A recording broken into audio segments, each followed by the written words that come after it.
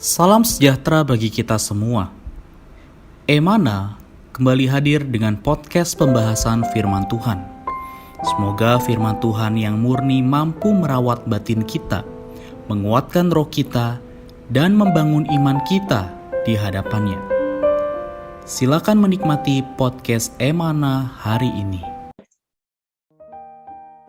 Salam sejahtera, saudari sekalian, mulia bagi Tuhan. Bisa jumpa lagi dalam podcast Emana. Dan saya Reinhard didampingi dengan saudara Hansen. Puji Tuhan ya, saudari, kita selama 3 bulan ya telah kita jalani di tahun 2022 ini. Semoga semakin hari kita semakin mengalami kebebasan ya di dalam Kristus. Amin. Saudari, kita akan bahas di dalam satu topik, yaitu di dalam pembacaan kita sudah sampai dalam kitab Lukas pasal 4 ayat 14 sampai 30 ya. Yang kita bisa ambil judulnya adalah memberitakan tahun rahmat. Saudari, di dalam Lukas pasal 4 ayat 18 sampai 19 dikatakan bahwa Roh Tuhan ada padaku oleh sebab Ia telah mengurapi aku untuk menyampaikan kabar baik kepada orang-orang miskin, dan Ia telah mengutus aku untuk memberitakan pembebasan kepada orang-orang tawanan dan penglihatan bagi orang-orang buta, untuk membebaskan orang-orang yang tertindas, untuk memberitakan tahun rahmat Tuhan telah datang. Amin. Puji Tuhan. Ya, saudari, kita juga boleh kembali bertanya kepada Hansen. Menurut Hansen, apa yang bisa kita tarik dari judul yang tadi, juga ayat yang tadi kita sudah ambil? Iya, baik. Terima kasih Saudara Renat untuk judul pada kesempatan ini, yaitu mengenai memberitakan tahun rahmat. Tuhan Yesus mengutip ya satu firman Tuhan yang ada di dalam Perjanjian Lama, yaitu mengenai tahun rahmat Tuhan, yaitu tahun Yobel. Nah, saudara-saudari, sebenarnya asal mula dari tahun rahmat Tuhan atau tahun Yobel ini ada di dalam kitab Imamat pasal 25. Dan di porsi tersebut kita bisa melihat sejarah bangsa Israel yang sudah berada di tanah permai atau tanah Kanaan, tanah yang dijanjikan Tuhan. Tetapi singkatnya adalah ketika mereka tidak baik-baik mengelola tanah ini, mereka justru malah jatuh miskin. Mereka justru malah menjual tanahnya, bahkan juga menjual dirinya sebagai hamba kepada saudara-saudaranya yang lain.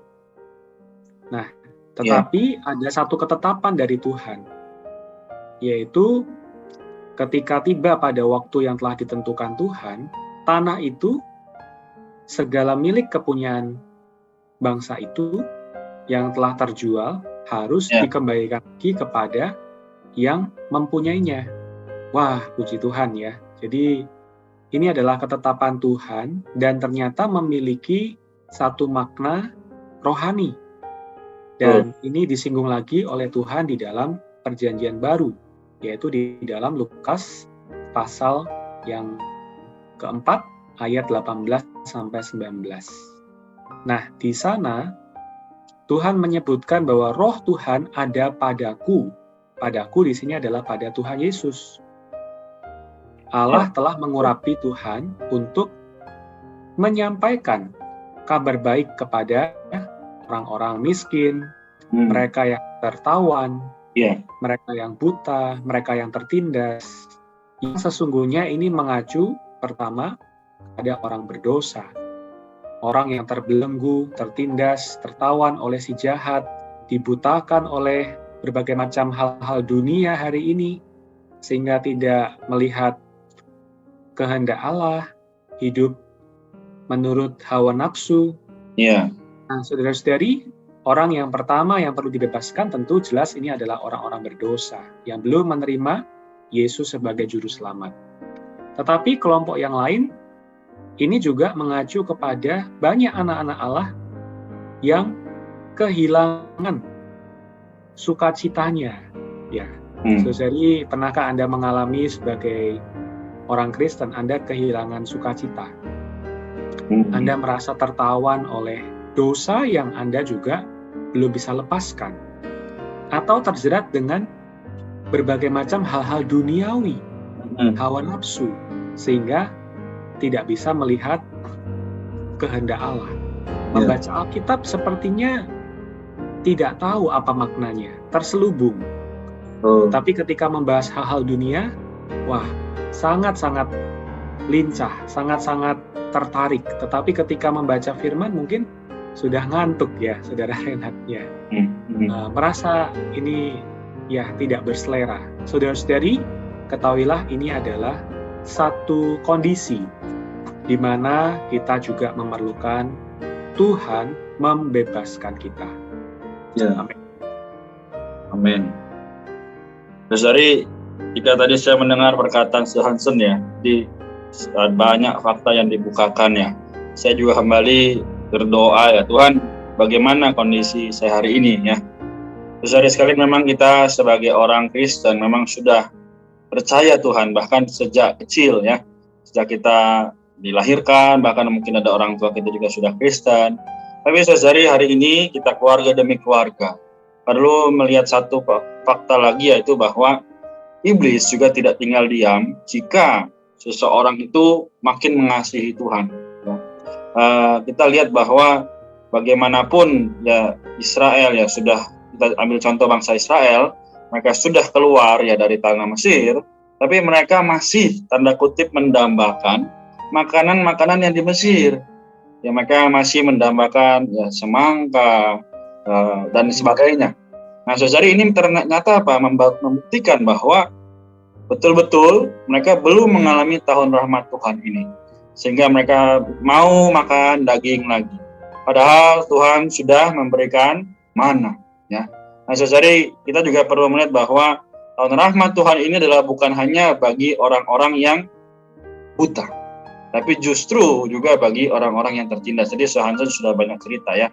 Jadi puji Tuhan, saudari, hari ini kita sekali lagi harus mempunyai satu tekad di mana kita yang sudah terbebaskan perlu memiliki pandangan supaya orang-orang bahkan di keluarga kita yang mungkin mereka masih tertawan tadi juga perlu dibawa kepada Kristus sang kebebasan. Ya, bahkan ada satu lagu pujian ya, inilah tahun Yobel ya, tahun kebebasan. Ya, kita sama-sama boleh bersorak-sorai karena Tuhan, bukan karena kesenangan-kesenangan yang lain. Karena semuanya itu adalah bayangan, tapi kita tahu realitasnya adalah Kristus. Amin. Apakah Hansen ada yang masih ditambahkan lagi? Ya, saudari, tadi saya juga menemukan ya satu fakta di dalam Alkitab di Lukas pasal 15 yang juga sangat berkaitan dengan kisah tahun Yobel ini. Lukas pasal 15 ini tidak asing buat kita ya, saudari. Ada di sana perumpamaan tentang anak yang hilang. Ya, Lukas pasal 15 ayat yang ke-11 sampai dengan ayat yang terakhir 32, yaitu mengisahkan dua orang anak. Yang satu adalah yang bungsu, yang menjual seluruh miliknya, lalu pergi ke negeri asing, lalu dia jatuh miskin, dan dia juga ya kehilangan kenikmatan atas rumah bapaknya. Ini mewakili sekelompok orang, yaitu orang-orang yang jatuh di dalam dosa, mereka yang terhilang, mereka yang kelaparan, ya tidak ada kepuasan di dalam batin mereka, tetapi akhirnya dia sadar dan pulang, ya kembali bertobat. Tetapi ada kisah yang menarik, saudari, yaitu anak yang sulung yang saat itu tinggal di rumah bapa, melayani bapaknya, bekerja di ladang. Ketika dia pulang, dia mendengar adiknya pulang lalu disambut dengan begitu meriah, ya dia merasa iri, ya. Lalu dia mengatakan, bapak ini kok nggak pernah ya mengadakan hal yang seperti ini, pesta seperti ini buat aku. Lalu bapaknya bilang, segala yang saya punya itu kamu punya, nak, gitulah, ya. Nah, ini mewakili sekelompok orang lagi, yaitu kaum beriman yang ada di dalam rumah Bapa, dalam hidup gereja, tetapi kehilangan sukacitanya. Jadi jika Anda mendengar hal ini, Anda adalah orang yang giat melayani Tuhan, Anda berada di dalam hidup gereja, tetapi Anda kehilangan sukacita, kenikmatan, maka saudari, sungguh Anda juga perlu Tuhan membebaskan. Tuhan perlu memberikan kepada sekelompok orang ini tahun rahmat Tuhan.